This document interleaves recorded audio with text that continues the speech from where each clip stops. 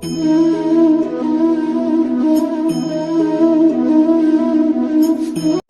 કેમ છો બધા મજામાં? આજે આપણે ખૂબ અગત્યના પોર્શન વિશે ડિસ્કશન કરવી છે. વિદ્યુત પ્રવાહમાં આપણે ચર્ચા કરી છે. વિદ્યુત પ્રવાહમાં ઘણી બધી વસ્તુ ભણી ગયા, પણ આજે આપણે જે ડિસ્કશન કરવી છે એ ખૂબ જ અગત્યનો ટોપિક છે. અવરોધકતાનું ઉદ્ગમ. અવરોધકતાનું ઉદ્ગમ કે અવરોધકતા ઉત્પન્ન થવાનું કારણ શું છે? અવરોધકતાનું ઉદ્ગમ અને ડ્રિફ્ટ વેગ, આ બંને વિશે આપણે ચર્ચા કરવી છે. અવરોધકતાનું ઉદ્ગમ અને ડ્રિફ્ટ વેગ. ચાલો આ બે વિશે આપણે ડિસ્કશન કરવાની થાય છે. તો સમજીએ. બહુ સિમ્પલ આખો ટોપિક છે, પણ બહુ અન્ડરસ્ટેન્ડિંગ માંગેલ એવો ટોપિક છે. ચાલો જોજો, ધ્યાન રાખજો. કોઈ એક વાહક પદાર્થ છે. ચલો આ એક વાહક પદાર્થ છે. હવે આ વાહક પદાર્થમાં અરેન્જમેન્ટ કેમ થઈ છે તમને ખ્યાલ જ છે. તો કે એના મધ્યમાન બિંદુ ઉપર કોણ રહેલા હોય છે? તો કે ધન વિદ્યુતભાર, એટલે કે એના લેટિસ પોઈન્ટ ઉપર ધન વિદ્યુતભાર રહેલા હોય છે. તમે બહુ સારી રીતે જાણો છો એના વિશે,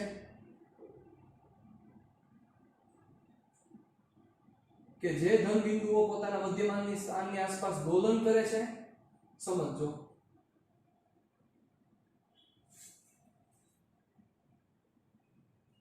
અને આમાં મુક્ત ઇલેક્ટ્રોન અસ્તવ્યસ્ત રીતે ગતિ કરતા હોય છે, જે તમને ખ્યાલ છે. કોક આમ જતું હોય, કોક આમ જતું હોય, કોક આમ જતું હોય. You know very well. અસ્તવ્યસ્ત ગતિ કરતા હોય છે. ચાલો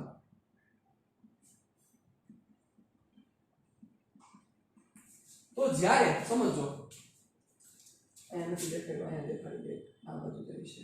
ચાલો તો જ્યારે તમે કોઈ એક પ્રકારનું બાહ્ય વિદ્યુત ક્ષેત્ર એપ્લાય કરતા નથી, it means you are not applying any type of external electric field, what happens at that time? એટલે કે ત્યારે શું થાય છે વિચારો. તો ત્યારે શું થશે? તો કે ત્યારે એવું થાય કે એક પ્રકારનું બાહ્ય વિદ્યુત ક્ષેત્ર નથી. આ ઇલેક્ટ્રોન મુક્ત ઇલેક્ટ્રોન. ક્યાં મુક્ત ઇલેક્ટ્રોન? મુક્ત ઇલેક્ટ્રોન કોને કહેવાય? તો કે ન્યુક્લિયસમાં જે બાહ્યતમ કક્ષાને રહેલા ઇલેક્ટ્રોન છે એનું ન્યુક્લિયસ સાથેનું જે બંધન છે ખૂબ જ ઓછું હોય છે, તમને ખ્યાલ છે. એટલે ઈ ઉષ્મીય દોલનને લીધે ઈ ઇલેક્ટ્રોન ઊર્જા ઇનફ ઊર્જા મેળવી લે છે અને ન્યુક્લિયસ સાથેનો બોન્ડ બ્રેક કરી દે છે. એટલે ઈ ઇલેક્ટ્રોન અસ્તવ્યસ્ત રીતે આખા ભ્રમણ કરતા હોય છે. પણ બધા ઇલેક્ટ્રોન આ ન હોય, સમજો. જે ખાલી મુક્ત થયેલા ઇલેક્ટ્રોન છે, કે જે બાહ્યતમ કક્ષાના ઇલેક્ટ્રોન હતા, ઈ જ ઇલેક્ટ્રોન છે. સપોઝ હું વિચારું સોડિયમ, તો સોડિયમમાં 2 8 1 અરેન્જમેન્ટ છે, બરોબર. તેમાં બાહ્યતમ કક્ષાનો એક ઇલેક્ટ્રોન છે, ઈ આ એક ઇલેક્ટ્રોન મુક્ત તરીકે હોય. આ વસ્તુ મગજમાં રાખજો. 11 11 મુક્ત નો થઈ ગયેલા હોય, ધ્યાન રાખજો બરોબર રીતે. તો આ સમજવાની ચર્ચા છે આપણે. તો શું એક ટાઈમ શું થતું હશે? તો કે જ્યારે બાહ્ય વિદ્યુત ક્ષેત્ર એપ્લાય કરેલું નથી, એટલે કે વિદ્યુત ક્ષેત્ર એપ્લાય નથી કરેલું, વિદ્યુત ક્ષેત્ર હાજર નથી, વિદ્યુત ક્ષેત્ર ગેરહાજર છે, તો ત્યારે શું થતું હશે? તો કે કોઈ ઇલેક્ટ્રોન સપોઝ એક વેલોસિટી થી આ બાજુ જતો હશે, તો એટ અ ટાઈમ બીજો ઇલેક્ટ્રોન આ બાજુ જતો હશે, ત્રીજો ઇલેક્ટ્રોન આ બાજુ જતો હશે, ચોથો ઇલેક્ટ્રોન છે ઈ આ બાજુ જતો હશે, પાંચમો ઇલેક્ટ્રોન આ બાજુ જતો હશે. મતલબ કે બધા ઇલેક્ટ્રોનના વેગ અસ્તવ્યસ્ત છે. સપોઝ આનો વેગ v1, આનો વેગ v2, આનો વેગ v3, આનો વેગ v4, આનો વેગ v5. બધા ઇલેક્ટ્રોનના જે વેગ છે કેવા હશે? તો અસ્તવ્યસ્ત હશે. તો ત્યારે તમે આ બધા વેગની સરેરાશ કાઢો. મતલબ કે હું આવું કરું, સમજો કે v1 v2 up to vn divided by n, તો આનો નેટ આન્સર કેટલો આવે? તો કે 0. એટલે તમે આમાં કોઈ પણ એક આડછેદ અહીંયા વિચારો, તો ઈ આડછેદમાંથી પસાર થતા ઇલેક્ટ્રોનનો જથ્થો, નેટ જથ્થો, એટલે કે પસાર થતો વિદ્યુત ભાર નેટ કેટલો થાય? તો કે 0 થાય. એટલે આ હું તમને આની સરેરાશ કાઢું તો sigma vi is upon n is equal to 0. તમે સમજી શકો છો I start is equal to 1 to n. આનો નેટ આન્સર કેટલો થાય? 0 થાય. મતલબ કે એકેય પ્રકારનો પ્રવાહ જોવા મળતો નથી. પણ હવે શું થશે સમજો. આ અસ્તવ્યસ્ત ઇલેક્ટ્રોન પ્રમાણે થાય શું? તો કે આ ઇલેક્ટ્રોન આની સાથે અથડાઈને વળી પાછો પોતાનો વેગ બદલાવે. મૂલ્ય ઈ જ રહે, કારણ કે આ જે સંઘાત જોવા મળે છે એ સ્થિતિસ્થાપક સંઘાત હોય. સમજો બધા કોન્સેપ્ટ અહીંયા ભેગા થશે, બધી ડિસ્કશન ભેગી થશે, ત્યારે આ કોન્સેપ્ટ સમજાશે. જેમ કે હું બોલ્યો સ્થિતિસ્થાપક સંઘાત ચેપ્ટર નંબર 6 નો કોન્સેપ્ટ છે. કાર્ય ઊર્જા પાવરમાં આપણે આના વિશે ચર્ચા કરેલી હતી. તો આ ઇલેક્ટ્રોન જ્યારે આના જેવો આની સાથે ભટકાય ત્યારે એનું વેગ બદલે, પણ મૂલ્ય ઈ જ રહે, એમાં કાંઈ ચેન્જીસ ન થાય. શું કામ? જો એમાં ચેન્જીસ થાય તો શું થાય? તો કે ઊર્જા ગુમાવે તો થોડાક સમયમાં આ એક વાહક પદાર્થ એમનેમ રાખેલો હોય તો એક ઇલેક્ટ્રોન ઊર્જા ગુમાવે, બીજો ઇલેક્ટ્રોન ઊર્જા ગુમાવે, ત્રીજો ઇલેક્ટ્રોન ઊર્જા ગુમાવે અને એ ઊર્જા ઉષ્માના ફોર્મમાં સૌથી વધારે ગુમાવાય છે તમને યાદ છે. તો થોડાક સમય બાદ જ્યારે તમે ઈ પદાર્થને અડો તો તમને શું લાગે? ગરમ લાગે, જે કોઈથી જોવા નથી મળતું. એનો મતલબ કે આ બધી જે સંઘાત જે થાય છે આ બધા સંઘાત કેવો હોય? સ્થિતિસ્થાપક સંઘાત હોય.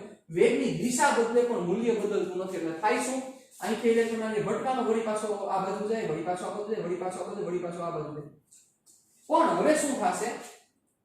તો કે જ્યારે બાહ્ય વિદ્યુત ક્ષેત્ર તમે એપ્લાય નહોતું કરેલું ત્યારે નેટ આ વસ્તુ 0 થતી હતી. પણ હવે તમે જ્યારે બાહ્ય વિદ્યુત ક્ષેત્ર એપ્લાય કરો છો, it means I am applying battery, હું આને બેટરી આપું છું, તો બેટરી આપીશ તો શું થશે? ચાલો, ખૂબ જ અગત્યનો પોર્શન છે. બેટરી આપીશ તો થશે શું? બેટરી જેવી આને કનેક્ટ કરી તો શું વસ્તુ જોવા મળશે? સમજો, ધ્યાન આપજો.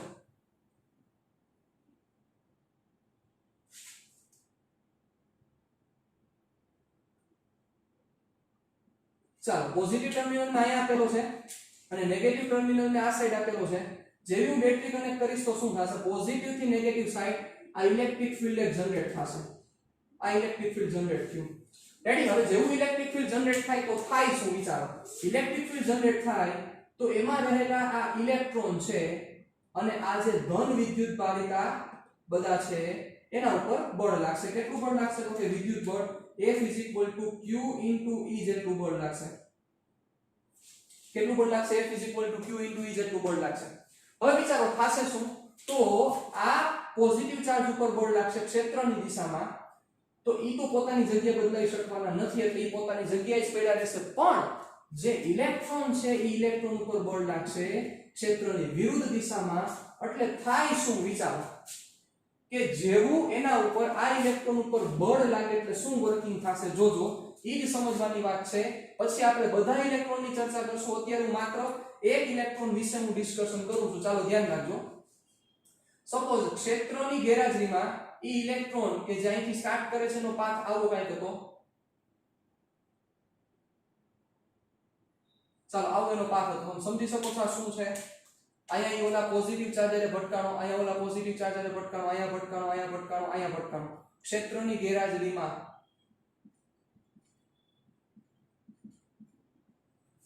ગેરહાજરીમાં આવો પાથ છે. પણ જેવું અહીંયા ક્ષેત્ર પ્રેઝન્ટ થાય એટલે વિચારો, આ ઇલેક્ટ્રોન પાસે આ દિશાનો વેગ છે તો કે છે, પણ આ ઇલેક્ટ્રોન ઉપર હવે આ દિશામાં બળ લાગશે. ઈ બળ લાગશે Q * E. બળ લાગશે એટલે ઈ ઇલેક્ટ્રોન ઉપર પ્રવેગ ઉત્પન્ન થશે એટલે QE/m ઉપર. મતલબ QE/m જેટલો પ્રવેગ આ ઇલેક્ટ્રોનને મળશે. કઈ દિશામાં મળશે? તો કે આ દિશામાં. ઓલરેડી આ દિશાનો વેગ એની પાસે હતો, પણ આ દિશામાં EE/m જેટલો પ્રવેગ ઉત્પન્ન થાય છે. શું થશે વર્કિંગ? વિચારો, શું તમારો મગજ હાલે છે? આ દિશામાં પ્રવેગ ઉત્પન્ન થાય તો શું થાય? Try to think about that.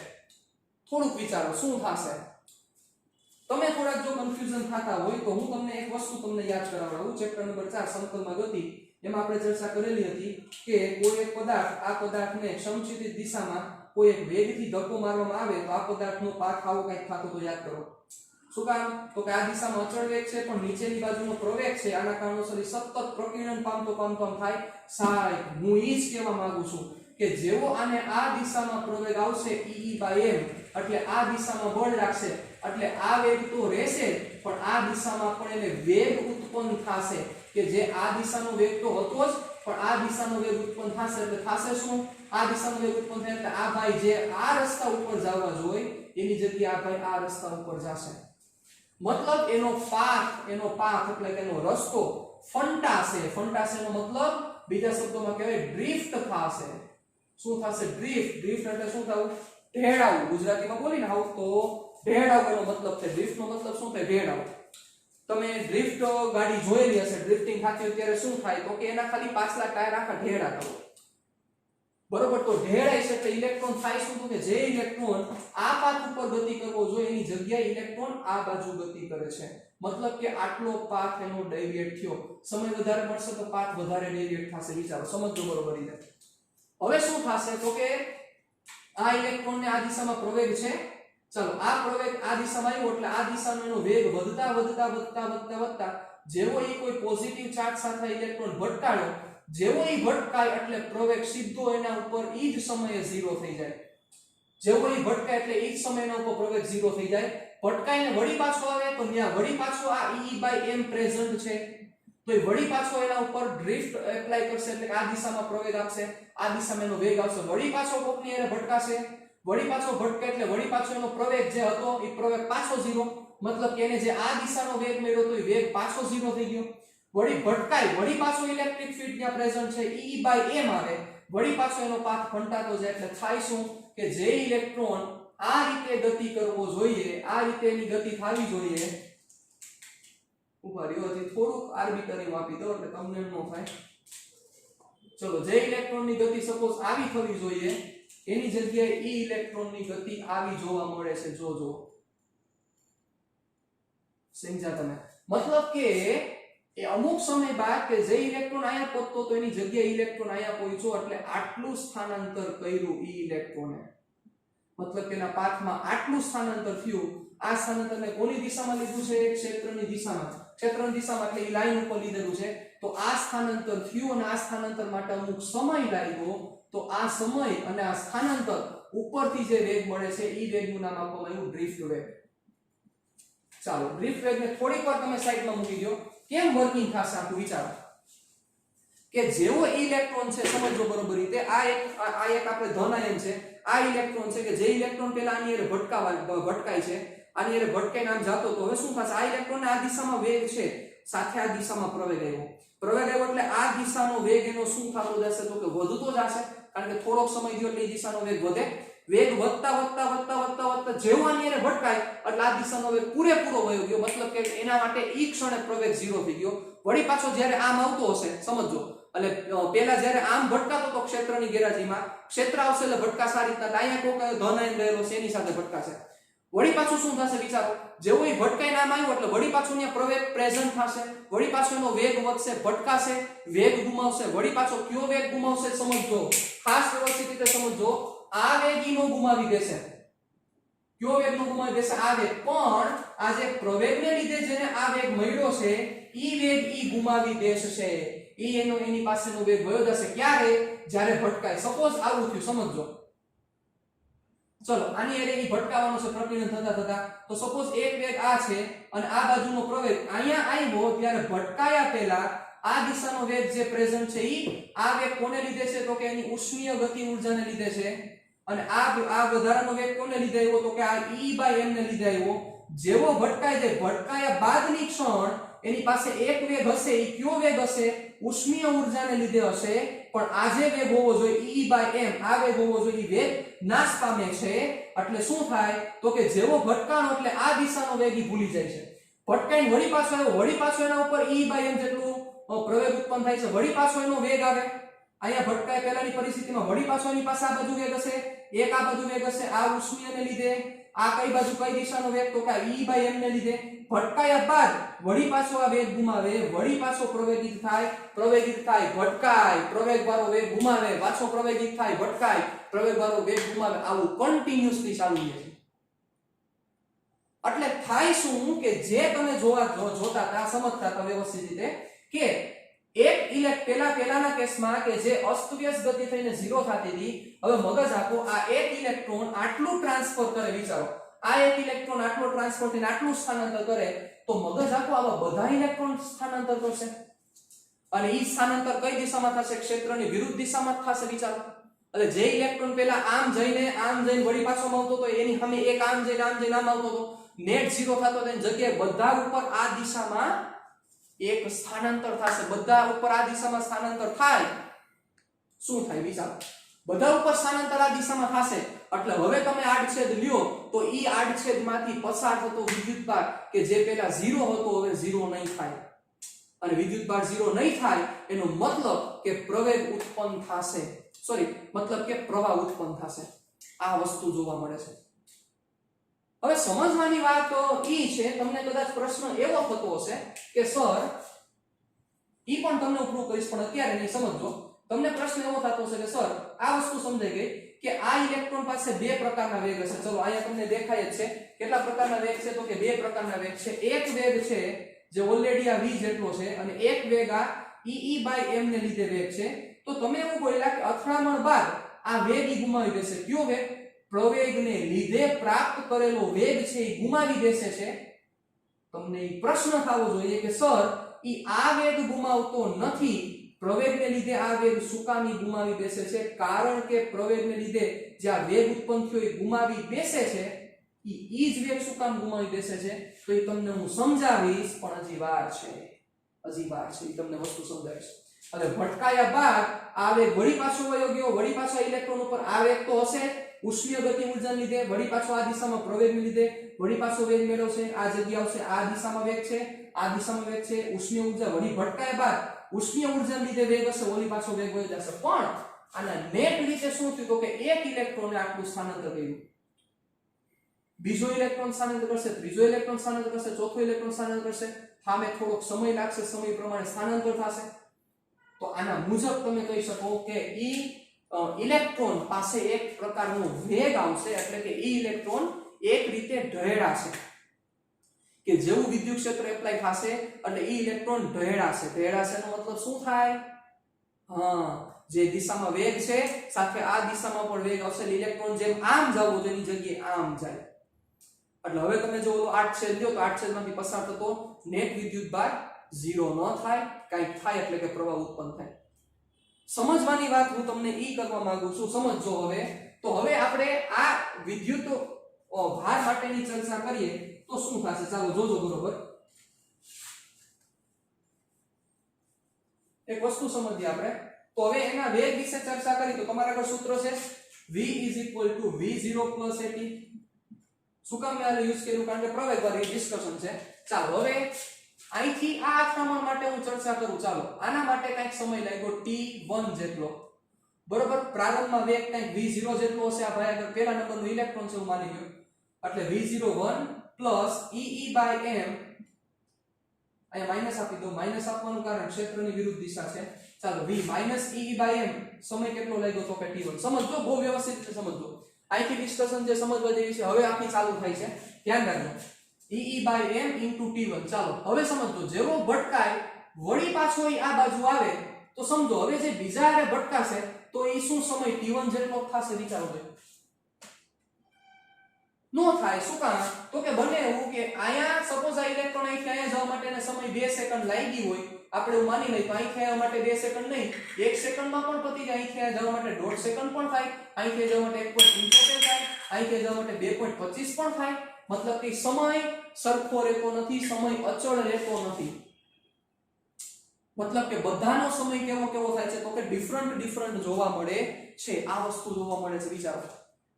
એટલે શું વર્કિંગ થશે સમજો કે એક ઇલેક્ટ્રોન કે જે ઇલેક્ટ્રોન મોશન કરે છે, ઇલેક્ટ્રોન ટ્રાન્સફર થાય છે, પોતાની જે ગતિ કરે છે, તેમાં જે આ પ્રવેગ મળે છે, તો આ ઇલેક્ટ્રોનના વેગ વિશે આ ચર્ચા કરું તો આજે મને વેગ મળી. ક્યારે વેગ મળ્યો? તો કે t1 જેટલો સમય ગયો એટલે ઈ ઇલેક્ટ્રોને આ દિશામાં મેળવેલો વેગ. કઈ દિશામાં? ચલો આ ઇલેક્ટ્રોન સમજો, આ પોઝિટિવ ચાર્જ અહીંથી પહોંચ્યો, આ દિશામાં મેળવેલો વેગ એને કેટલો મેળવ્યો તો કે v01 e/m t1.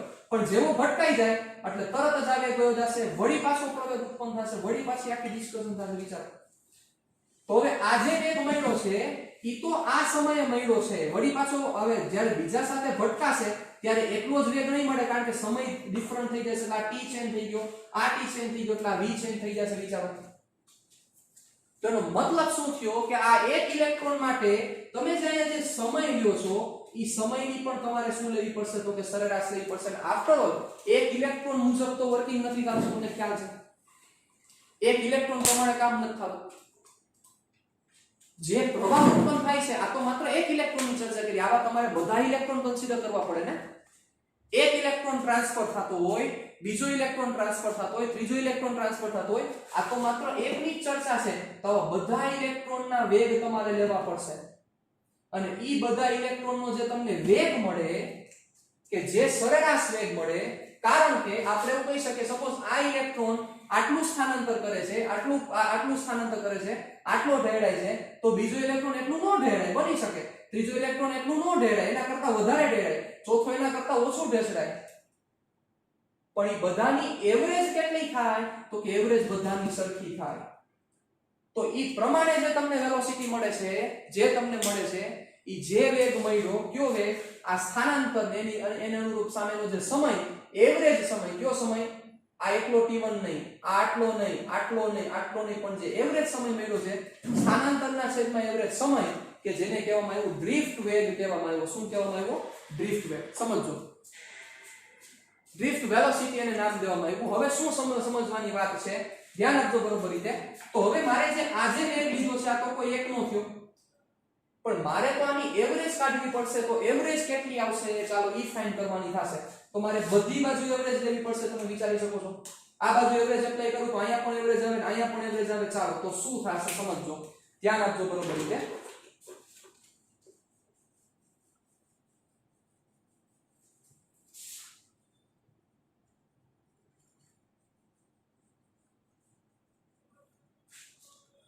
તો હવે આ એક ઇલેક્ટ્રોન માટે ચર્ચા હતી હવે બધા ઇલેક્ટ્રોન માટે ચર્ચા કરું તો શું થાય V average is equal to V0 average minus EE by m હવે આને એવરેજ નો લાગુ પડે કારણ કે આ કોન્સ્ટન્ટ વેલ્યુ છે T average ચાલો T average હવે આ T average કયો સમય છે વિચારો તો આ T average કયો સમય છે મગજ આપો દે આ T average સમય છે યસ અહીંથી આ ગતિ કરતા કરતા ભટકાનો ત્યાંથી વળી પાછો આ બાજુ વળી પાછો ભટકાનો આ 2 આ 1.5 પછી 1.75 2.25 આ બધાની એવરેજ છે આ સમયને રિલેક્સેશન ટાઈમ કહેવામાં આવે છે શું કહેવામાં આવે છે રિલેક્સેશન ટાઈમ કે જેને ટો વડે રિપ્રેઝન્ટ કરવામાં આવે છે કેના વડે રિપ્રેઝન્ટ કરવામાં આવે છે ટો વડે રિલેક્સેશન ટાઈમ ને કહેવામાં આવે છે શું થાય રિલેક્સેશન ટાઈમ નો મતલબ ચાલો વિચારો નામ એમાં જ ગુણ છે રિલેક્સેશન ટાઈમ ચાલો ઇલેક્ટ્રોનની બે ક્રમિક અથડામણો વચ્ચેના સરેરાશ સમયગાળાને રિલેક્સેશન સમય કહે છે રિલેક્સેશન ટાઈમ કહે છે ઇલેક્ટ્રોનની બે ક્રમિક અથડામણ વચ્ચેના સરેરાશ સમયગાળાને રિલેક્સેશન આરામનો સમય કેવો આરામનો સમય સમજો આ પોઝિટિવ ચાર્જ અને આ પોઝિટિવ ચાર્જ સમજો અહીંથી સપોઝ આ ઇલેક્ટ્રોન આવતો તો ઇલેક્ટ્રોન ભટકાઈને હવે અહીંથી અહીંયા સુધી રિલેક્સ રહેશે કે નહીં રિલેક્સેશન આરામ કરશે કે નહીં તો ઈ જે સમય આ સમય 2.5 સેકન્ડ આવા સમયની એવરેજ શું કામ તો કે આ બધે 2.5 નહીં હોય ક્યાંક વધારે હશે ક્યાંક ઓછું હશે ક્યાંક વધારે હશે આનો જે એવરેજ થાય એ રિલેક્સેશન સમય અથવા તમે એમ પણ કહી શકો આ એવરેજ સમય સુધી જ ઇલેક્ટ્રોન પ્રવેગિત થશે આ એવરેજ સમય સુધી જ આ ઇલેક્ટ્રોન પ્રવેગિત થશે સમજો બરોબર મારી વાત શું કામ આમાં 2.5 સેકન્ડ સુધી પ્રવેગિત થયો છે આમાં આટલા સેકન્ડ સુધી આમાંથી આટલા સેકન્ડ આમાંથી આટલા સેકન્ડ 2.5 સેકન્ડ 1.25 1.75 તો એવરેજ કેટલી તો કે 2 સેકન્ડ ધારો કે આવી મતલબ કે ઈ ઇલેક્ટ્રોન એવરેજ 2 સેકન્ડ સુધી જ પ્રવેગિત થશે મતલબ ઈ એકલાનું નહીં પણ ઈ બધા ઇલેક્ટ્રોનનું તમે કોમ્બિનેશન આપો મતલબ કે તમે બધાની એવરેજ લ્યો તો શું થાય સમજો બરોબર રીતે એક બહુ મહત્વની વસ્તુ અહીંયા આવશે ધ્યાન આપજો V average is equal to V0 average minus EE by m T average ચાલો V0 average એટલે શું પ્રારંભિક બધાના વેગની એવરેજ પ્રારંભિક બધાના વેગની એવરેજ ચાલો વેલોસિટી વેક્ટર આપી દઉં છું ચાલો પ્રારંભિક બધાના વેગની એવરેજ તો વિચારો પ્રારંભિક એટલે કે જે સમયે વિદ્યુત ક્ષેત્ર એપ્લાય નહોતું કરેલું તો ત્યારે બધાના વેગની એવરેજ કેટલી હતી તો કે 0 હતી તો આવું લખી શકાય V average is equal to minus EE by m T average ને નામ દેવામાં આવ્યું ટો હવે આ V average કે જે ક્ષેત્રની વિરુદ્ધ દિશામાં નો વેગ છે સમજો છો આમાં ઓલો વેગ મેન્શન નથી થતો કયો ઉષ્મીય ઊર્જા લીધે વેગ અહીંયા આવ્યો જ નથી અહીંયા મેં જે વેગ લીધો છે કયો વેગ મેન્શન કરેલો છે કયો વેગ છે વિશે મગજ આપો કયો વેગ છે ઈ વેગ કયો છે ઈ વેગ છે કે જે પ્રવેગને લીધે ઉત્પન્ન થયો છે તો આ V average ને નામ દેવામાં આવ્યું ડ્રિફ્ટ વેલોસિટી જેને કહેવામાં આવ્યું Vd વડે minus EE by m into tau this is the formula of the drift velocity that is Vd is equal to minus EE by m into tau સમજો સાહેબ કોન્સેપ્ટ પૂરો નથી થતો બહુ સમજવા જેવી ડિસ્કશન આખી વાત ઈ છે સમજો આ વિદ્યુત ભાર કોન્સ્ટન્ટ, વિદ્યુત ક્ષેત્ર કોન્સ્ટન્ટ, m કોન્સ્ટન્ટ અને આ t પણ કોન્સ્ટન્ટ થયો. વિચારો, કારણ કે દરેક ઇલેક્ટ્રોન માટે આ ટો એટલે કે એવરેજ રિલેક્સેશન સમય સરખો જ હશે, એ ડિફરન્ટ નહીં હોય, એટલે Vd ની વેલ્યુ કોન્સ્ટન્ટ થઈ. મગજ આકો એ ભાઈ, સમજો જો આ આખી ઇન્ટેલિજન્સી ની ડિસ્કશન છે, લોજિક ની ડિસ્કશન છે, તો જ જમાવટ આવશે, તો જ સમજાશે આ શું કહેવા માંગુ છું તમને. વિચારો, જોજો, ધ્યાન આપજો. ઇલેક્ટ્રોન ઉપર પ્રવેગ ઉત્પન્ન થાય છે, ઇલેક્ટ્રોન પ્રવેગી ગતિ કરે છે, તેમ છતાં ઇલેક્ટ્રોન પ્રવેગી ગતિ કરે છે, તેમ છતાં વિચારો Vd ની વેલ્યુ કોન્સ્ટન્ટ આવી. મતલબ ઇલેક્ટ્રોન પ્રવેગિત થાય છે પણ Vd કોન્સ્ટન્ટ છે. વિચારો, હવે તમે એવું ભણ્યા છો કે પ્રવેગ અચળ હોય તો વેગમાં બદલાવ થતો હોય ને, પણ અહીંયા Vd કોન્સ્ટન્ટ છે. શું કારણ છે? ચાલો વિચારો. Anyone can tells? ચાલો, કોઈ મને કહી શકશે? ચાલો પ્લીઝ વિચારો. ચાલો, કોઈ પાસે આન્સર છે? શું કામ આવું થયું? શું આની પાછળનું રીઝન છે? ચાલો કયો જોઈ, કોઈ પણ પાસે જવાબ હોય તો. આ તો સમજવાની વાત છે સાહેબ, આ ફિઝિક્સ છે, આની મજા છે. આ સમજો, આ જમાવટ છે. શું કારણ છે? વિચારો. તો કે બધા ઇલેક્ટ્રોન તમે વિચારો, કોઈ એક ઇલેક્ટ્રોન વિચારો, તો આ ઇલેક્ટ્રોન એવરેજ એક સમય માટે જ પ્રવેગિત થાય છે. 2.5 સેકન્ડ, 1.25, 1.75, વળી પાછો 2.25, એટલે એવરેજ કઈ સેકન્ડ માટે આમ આપણે કહીએ ને કે એવરેજ કઈ સેકન્ડ માટે પ્રવેગિત થયો, તો 2 સેકન્ડ. તો 2 સેકન્ડ બધા ઇલેક્ટ્રોન ની એવરેજ લીધેલી છે, એ બધા ઇલેક્ટ્રોન નો એવરેજ ટાઈમ છે, તે 2 સેકન્ડ બધા માટે સેમ રહે છે. એના કારણોસર આ Vd ની વેલ્યુ આવેલી છે. Vd = -E/m * τ, which represent Vd = constant drift velocity. હવે શું આ બધાનો વેગ છે?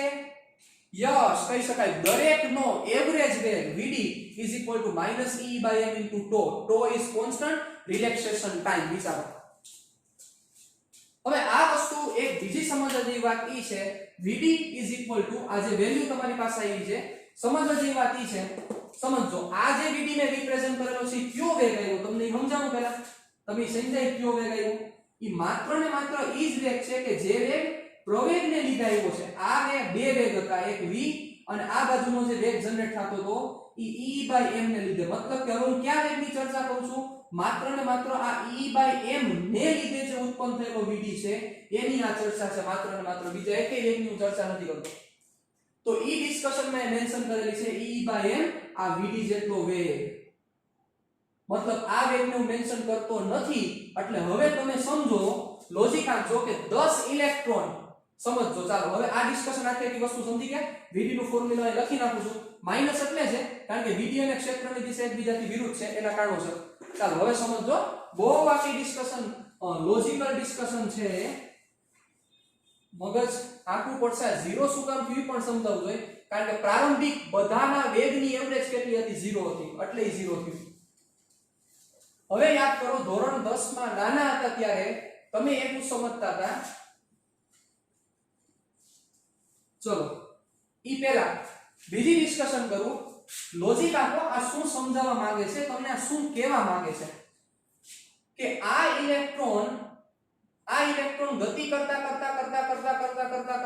સપોઝ નેટ ઈ અહીંયા પહોંચે છે, બરોબર? ઈ નેટ અહીંયા પહોંચે છે, તો અહીંયા કેટલી ઘણી બધી અથડામણો પછી ઈ અહીંયા પહોંચેલો છે. વિચારો, અહીંયા ઘણી બધી અથડામણો સાથે અથડામણ થયો, અહીંથી આમ ગયો, અહીંથી આમ ગયો, અહીંથી આમ ગયો હોય, અહીંથી અહીંયા પહોંચ્યો, બરોબર? હવે અહીંથી અહીંયા ડિસ્ટન્સ ટ્રાવેલ કર્યું, કેટલી સેકન્ડમાં ડિસ્ટન્સ ટ્રાવેલ કર્યું? આ બધાની એવરેજ હું વિચારું છું. સપોઝ 2 મીટર, તો કે એને 2 સેકન્ડમાં ટ્રાવેલ કર્યો, એટલે એનો Vd કેટલો થયો? તો કે 1 મીટર પર સેકન્ડ. મતલબ કે પર સેકન્ડ ઈ 1 મીટર જેટલો ડ્રિફ્ટ થાય છે. સમજો તો શું આ ઇલેક્ટ્રોન આમ ગતિ કરી છે? તમે નાના હતા ત્યારે આવું ભણતા હતા. યાદ કરો કે ઇલેક્ટ્રોન અસ્તવ્યસ્ત ગતિ કરતા હોય છે. નાના હતા ત્યારે આવું ભણતા હતા. યાદ કરો, ઇલેક્ટ્રોન અસ્તવ્યસ્ત ગતિ કરતા હોય છે. જેવા તમે એને બેટરી એપ્લાય કરી દો, બધા ઇલેક્ટ્રોન એક બાજુ ગતિ કરવા માંડે. હાલો યાદ કરો, તમે આવું ભણ્યા હતા કે નહોતા ભણ્યા? બધા ઇલેક્ટ્રોન એક બાજુ ગતિ કરવા માંડે. સાહેબ આવી રીતે કોઈ ઇલેક્ટ્રોન ગતિ જ ન કરે. શું આવું થાય તો મગજ આખો જે શું આ ક્ષેત્ર તમે એપ્લાય કરો તો શું બધા એક દિશામાં ગતિ કરવા માંડે? નો કરે, બધા ભેળા. કારણ કે આ વેગ તો એનો જવાનો જ નથી, આ દિશાનો વેગ એને એડિશનલ થશે. એટલે ઈ આમ સીધું આમ થા તમે સમજ્યા ને કોને જેવી વાત થઈ? આ પર્વત ઉપરથી એક બોલ ને આમ થ્રો કર્યો હોય તો ઈ આમ જાય ને. હવે આ કોના જેવી વાત કહેવા માંગે ખબર? કે જેવો આમ અહીંથી આમ ભાગેલો સીધો નીચે આવી ગયો. નો આવે સાહેબ, નો આવે. ઈ ગતિ આવી રીતે જ કરે. પણ તમે એમ કહી શકો કે આટલું અંતર આ બાજુ કાપ્યું, પણ આ આની કાપે જ છે અંતર. જોવો શું કામ અહીંયા હતો, અહીંથી આટલું ડિસ્ટન્સ આવે તો એના જેવી વાત છે. એટલે ઇલેક્ટ્રોન તો આમ જ મોશન કરતો હોય, ઇલેક્ટ્રોન આમ જ મોશન કરતો હોય, પણ ઈ આ બાજુ આગળ વધે છે તો ઈ દિશાનો વેગ vd થયો સાહેબ. મતલબ ઇલેક્ટ્રોનની ગતિ કોઈ દી આમ ન થાય. આમ થઈ જાય તો સારું જતું ને, એક જ દિશામાં સીધા આવવા માંડે તો સારું જતું, તો પ્રવાહ અનંત થઈ જાય. પ્રવાહ અનંત થઈ જાય. શું કામ? એક જ દિશામાં ગતિ કરે તો કોઈ અથડાય જ નહીં કોઈની નહીં, અથવા અથડાવાનું પ્રમાણ ખૂબ ઓછું થઈ જાય તો પ્રવાહ કેવો થઈ જાય? અનંત થઈ જાય. પણ ઇલેક્ટ્રોન ગતિ તો આર્બિટરી જ કરતા હોય, મન થાય એવી રીતે જ ગતિ કરતા હોય, પણ આ દિશામાં એની પાસે વેગ છે. મતલબ આ દિશામાં ઈ ડ્રિફ્ટ થાય છે. એટલે હવે હું ખાલી vd લખું, હું એમ લખું કે vd બરાબર 1 મીટર પર સેકન્ડ. તો આનો મીનિંગ તમે શું સમજશો કે ઇલેક્ટ્રોન જેવી રીતે ગતિ કરતો એવી રીતે, પણ 1 સેકન્ડમાં ઈ 1 મીટર જેટલો ડ્રિફ્ટ થયો, 1 મીટર જેટલો ઘસેડા ઢેડા. આ વસ્તુ સૂચવે છે. રેડી? એટલે આ વસ્તુ તમારે પરફેક્ટ મગજમાં રાખવી પડશે કે જેવું તમે, અને હવે સમજી શકો છો તમે કે જેવું તમે ક્ષેત્ર એપ્લાય કરો, બધા ઇલેક્ટ્રોન એક બાજુ ગતિ ન કરવા માંડે. એટલે બધા આમ આર્બિટરી ગતિ કરતા ને બધા સીધા ન થઈ જાય, બધા આવી રીતે ન ગતિ કરવા માંડે. સમજો, આવી રીતે ગતિ ન થાય. આ વેગ તો હોય જ, આ વેગ હવે એડ થાય એટલે એની ગતિ આ વેગ પ્રમાણે થાય. સમજો, બહુ લોજિક ની ચર્ચા છે ભાઈ આ. તો આ વસ્તુ સમજવાની વાત છે. એટલે હું એમ કહું 1 મીટર પર સેકન્ડ. હવે ખાલી હું દર્શાવીશ, હું જ્યારે દર્શાવીશ ત્યારે આમ જ દર્શાવીશ કે આ બાજુ vd જેટલો એનો વેગ છે, દર્શાવીશ આમ જ. પણ તમારે એમ ન સમજવાનું કે ઇલેક્ટ્રોન આમ જાય છે. ઇલેક્ટ્રોન તો આમ જઈને આમ જાય છે. એટલે તમે એવરેજ રીતે જુઓ, એવરેજ દ્રષ્ટિએ, તો તમે એવું કહેશો કે આ ઇલેક્ટ્રોન અચળ વેગી ગતિ કરે છે. એવરેજ દ્રષ્ટિએ જોવો તો તમે કહેશો કે આ ઇલેક્ટ્રોન અચળ વેગી ગતિ કરે છે. કઈ બાજુ? આ દિશામાં. કારણ કે vd આપણે કીધું કે vd ની કિંમત અચળ છે. સપોઝ 1 મીટર પર સેકન્ડ છે. ચાલો, તો હવે એવરેજ તમે જોવો તો 1 સેકન્ડ બાદ 1 મીટર જેટલું અંતર કાપ્યું હોય અને તમે 10 સેકન્ડ ગયો તો 10 મીટર જેટલું જ અંતર કાપે. એટલે એવરેજ વેલોસિટી પ્રમાણે જોઈએ તો એવરેજ વેલોસિટી ઈ કોન્સ્ટન્ટ થાય. પણ જો તમે પરફેક્ટ ઇલેક્ટ્રોન પાસે વયા જાવ, કોઈ એક ઇલેક્ટ્રોન પાસે વયા જાવ, તો તમને એની ગતિ કેવી દેખાય? તો કે અચળ વેગી નો દેખાય, પણ એની ગતિ કેવી દેખાય? તમને પ્રવેગી દેખાય. મતલબ તમે બહારથી જોવો છો, આ એક આખો એલિમેન્ટ છે, તમે એને બહારથી જોવો તો તમને એમ લાગે કે આ ઇલેક્ટ્રોન કેવી ગતિ કરે છે? અચળ વેગી. શું કામ? 1 સેકન્ડમાં 1 મીટર અંતર કાપ્યું. નેટ કેટલું કાપ્યું? 1 મીટર. 10 સેકન્ડમાં કેટલું અંતર કાપ્યું? તો કે 10 મીટર. 15 સેકન્ડમાં કેટલું અંતર કાપ્યું? તો કે 15 મીટર. તમે ખાલી ઈ જ જોશો, એના સિવાય બીજું કાંઈ નહીં જોવો. પણ તમે કોઈ પર્ટિક્યુલર એક ઇલેક્ટ્રોન પાસે વયા જાવ તો તમને શું દેખાય? તો તમને એમ દેખાય કે પ્રવેગી ગતિ કરે છે, વળી પાછો ભટકે, વળી પાછો વેગી ગતિ કરે છે, વળી પાછો પ્રવેગી ગતિ કરે છે. પણ તમારે કોઈ એક ઇલેક્ટ્રોનની ગતિનો ચર્ચા કરવો નહીં, કારણ કે પ્રવાહ કોઈ એકના લીધે નથી, પ્રવાહ બધાને લીધે છે. તો હવે તમે સમજ્યા? શું સમજ્યા? અવરોધકતા ઉત્પન્ન થવાનું કારણ કોણ છે? તમને લાઈટ થઈ. અવરોધકતા ક્યાંથી ઉત્પન્ન થઈ તમને સમજાવું? જેને લાઈટ થઈ ગઈ હોય ઈ મને આ પાડજો. અવરોધકતા ઉત્પન્ન થવાનું કારણ છે અથડામણ. વિચારો, આ અથડામણના લીધે અવરોધકતા ઉત્પન્ન થયેલી છે સાહેબ. આ અથડામણ ને લીધે અવરોધકતા આવી છે. એટલે અથડામણ થઈ એને લીધે વિચારો. શું કામ હું આવું બોલું છું? ચાલો તમને થશે કે સર તમે શું કામ આવું કહો છો? પરફેક્ટ સમજો. આ ઇલેક્ટ્રોન આ દિશામાં વેગ છે, જ્યારે આ ઇલેક્ટ્રોન અહીંયા પહોંચ્યો, સમજો, હવે એને આ દિશામાં વેગ હતો અને આ દિશામાં પણ હતો, ભટકાયો એટલે આ વેગ વયો ગયો. જો સાહેબ આ ભટકાણો ન હોત તો આ વેક્ટર મોટો થતો જાત. મતલબ કે આ ઇલેક્ટ્રોન આ પોઝિટિવ ચાર્જ સાથે ભટકાય છે, એના કારણોસર આ વસ્તુ ઈ ગુમાવે છે. એટલે વળી પાછો ફરીથી પ્રવેગિત થાય એના માટે પાછો સમય લાગે. જો આની સાથે અથડાય જ નહીં તો આ દિશાનો વેગ વધતો જ જાય. કયો વેગ વધતો જાય vd વધતો જ જાય અને ભટકાય જ નહીં તો આ જે ટો કોન્સ્ટન્ટ છે એ કોન્સ્ટન્ટ નો આવે ને તમે સમજી શકો છો તો એની vd ની વેલ્યુ બહુ ઓછી આવે मतलब कंटिन्यूअसली प्रवेगी गति થાય मतलब કે આ ઇલેક્ટ્રોન પોઝિટિવ ચાર્જ સાથે ભટકાણો હવે ઈ જે અથડામણનું પ્રમાણ જોવા મળે છે અથડામણનું જે પ્રમાણ જોવા મળે છે ઈ તમે સમજી શકો છો કે અથડામણનું પ્રમાણ દ્રવ્યની જાત ઉપર આધારિત છે કોના પર આધારિત છે તો કે દ્રવ્યની જાત ઉપર કોનું પ્રમાણ તો કે અથડામણનું પ્રમાણ मतलब કે તમે એ અમુક સમય આપો ઈ સમયમાં આ ઇલેક્ટ્રોન કેટલા પરમાણુ સાથે અથડાય એકમ સમય દીઠ એવું વિચારો અથવા એકમ અંતર દીઠ તમે એવું વિચારો કે આ ઇલેક્ટ્રોન કેટલા ધન આયન સાથે અથડાશે એ ડિપેન્ડ કરે છે દ્રવ્યની જાત ઉપર શું કામ હાટો મગજ દ્રવ્યની જાત ઉપર શું કામ ડિપેન્ડ કરે છે જો એલ્યુમિનિયમ હોય તો એલ્યુમિનિયમની અરેન્જમેન્ટ સપોઝ આવી છે તો કોપરની અરેન્જમેન્ટ આવી ન હોય કોપરની અરેન્જમેન્ટ સપોઝ ડિફરન્ટ હોય વિચારો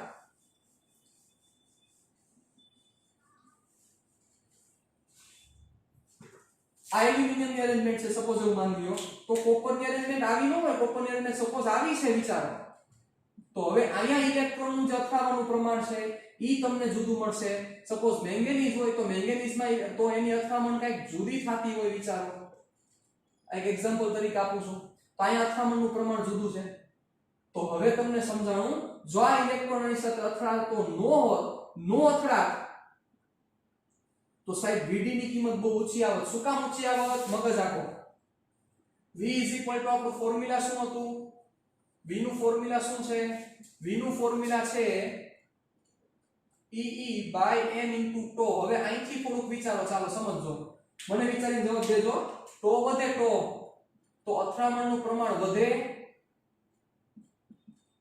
અથડામણ દર વધે કે ઘટે અને τ ઘટે તો અથડામણ દર વધે કે શું થાય ચાલો અહીંયા ખાલી ઉપર નીચેનો એરો તમારે દેખાડવાનો છે બીજું કાઈ નથી દેખાડવાનું ચાલો વિચારો ટેક યોર ટાઈમ એવું તો 30 સેકન્ડ લઈ લો મને કોઈ પ્રશ્ન નથી પણ પરફેક્ટ આન્સર આપજો કે ટો વધે તો શું થાય ટો વધેનો મતલબ રિલેક્સેશન સમય વધ્યો વિચારો આ બહુ ઈઝી વસ્તુ છે રિલેક્સેશન સમય વધ્યોનો મતલબ શું થાય બે ક્રમિક અથડામણ વચ્ચેનો સમય વધ્યો બે ક્રમિક અથડામણ વચ્ચેનો સમય વધ્યો એનો મીનિંગ એવો થાય અથડામણ ઘટી યસ એટલે તો વધ્યો એનો મતલબ અથડામણનો દર ઘટ્યો તો ઘટે મતલબ કે બે ક્રમિક અથડામણ વચ્ચેનો સમય ઘટ્યો મતલબ કે પહેલા અથડામણ 2 સેકન્ડમાં થતી હતી હવે અથડામણ 1 સેકન્ડમાં થાય છે એનો મતલબ અથડામણનું પ્રમાણ વધી ગયું તો ઈ જ વસ્તુ સૂચવે છે કે જો આયા જે અથડામણનો દર થાય છે અથડામણ જોવા મળે છે ઈ દ્રવ્યની જાત ઉપર આધાર રાખે છે કોના ઉપર આધાર રાખે છે દ્રવ્યની જાત ઉપર એટલે આપણે કહીએ છીએ કે અવરોધકતા દ્રવ્યની જાત ઉપર આધારિત છે લંબાઈ કે પહોળાઈ ઉપર આધારિત નથી શું કામ તમે અહીંથી વિચારો કે આ સપોઝ એક કોપરનો સળિયો છે એવું માની લ્યો તો આ સળિયામાં ઇલેક્ટ્રોન નું અથડામણનું જે પ્રમાણ છે અને આ બે ભેગા કરી દો તેમાં અથડામણનું પ્રમાણ એટલે અથડામણનો દર ઈ ને ઈ જ રહે કારણ કે ઈ ઇલેક્ટ્રોન જ્યારે ગતિ કરતો હશે ત્યારે એને લંબાઈ નો દેખાતી હોય કે નો એને પહોળાઈ દેખાતી હોય એને તો 1 સેકન્ડમાં કેટલી અથડામણ થાય તો કે આ કોપર છે તો કોપરમાં જેટલી અથડામણ થાય એટલી જ કોપરના બે સળિયામાં અથડામણ થાય અથડામણનો દર બોલું છું સાહેબ સાંભળજો મારી વાત અથડામણનો દર એટલો જ રહે પણ અથડામણોની સંખ્યા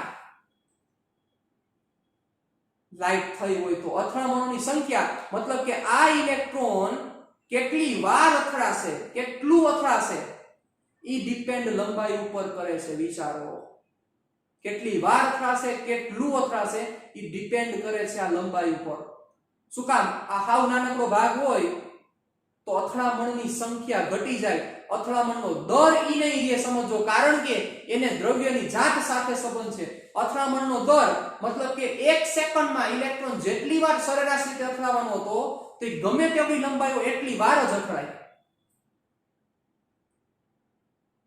1 સેકન્ડમાં એટલે કે અથડામણનો દર અચળ જ રહે પણ અથડામણોની સંખ્યા આધાર રાખે કારણ કે આવડો ભાગ લ્યો હવે આવડો ભાગ હોય તો એમાં અથડાય ઓછી વાર આવડો ભાગ લ્યો તો અથડાય વધારે વાર આવડો ભાગ લ્યો તો અથડાય એના કરતા વધારે વાર હું યાદ કરું છું અવરોધની હવે સમજાવું અવરોધ શું છે અને અવરોધકતા શું છે વસ્તુ ક્લિયર થઈ આખી કે નો થઈ વિચારો આ જ વસ્તુ મૂળ સમજવાની છે. અવરોધકતા મતલબ અથડામણનો દર કે જે માત્ર કોના ઉપર આધાર રાખે, દ્રવ્યની જાત ઉપર જ આધાર રાખે. કારણ કે અહીંથી ઇલેક્ટ્રોન એવરેજ કેટલી વાર અથડાશે એ માત્ર ને માત્ર દ્રવ્યની જાત સાથે સંબંધ છે. પણ અથડામણ કેટલી વાર થશે એ દ્રવ્યની જાત સાથે તો સંબંધ છે જ, પણ સાથે એની લંબાઈ સાથે સંબંધ છે, પહોળાઈ સાથે સંબંધ છે, એના ડાયમેન્શન સાથેનું વર્કિંગ છે, એના ઉપરની ડિપેન્ડન્સી છે. એટલે આ વસ્તુ તમારે મગજમાં ક્લેરિફાઈ કરીને રાખવાની થશે. અથડામણનો દર ધેટ ઇઝ રેઝિસ્ટિવિટી અને number of collisions that is resistance. આ સમજવાની વાત છે. ક્લિયર? ડન. ચાલો તો દૂરથી જુઓ તો તમને ઇલેક્ટ્રોન એવો લાગશે કે અચળ વેગી ગતિ કરે છે, પણ નજીક જઈને જુઓ કોઈ પર્ટિક્યુલર ઇલેક્ટ્રોનને લઈ લો તો એ પ્રવેગી ગતિ કરે છે. આફ્ટર ઓલ તમે એવું કહી શકો કે ઘણા બધા ઇલેક્ટ્રોન્સ પ્રવેગી ગતિ કરીને અચળ વેગી ગતિ આપે છે સાહેબ. That is point. અને ઈ વેગને E/m * τ કે જેને આપણે ડ્રિફ્ટ વેલોસિટી કહેશું, જેને ડ્રિફ્ટ વેગ નામ આપશું. સમજી ગયા? ઇલેક્ટ્રોન કેવી રીતે ગતિ કરે છે? Electron is moving, not moving in this direction. એવું થાય તો સારું નહોતું સાહેબ. રેડી? હજી એક આપણે રિલેશન મેળવવો છે, પણ નેક્સ્ટ સેશનમાં મળીએ ત્યારે. Have a great day. Tata bye bye. See ya. ફિર મિલેંગે ચલતે ચલતે.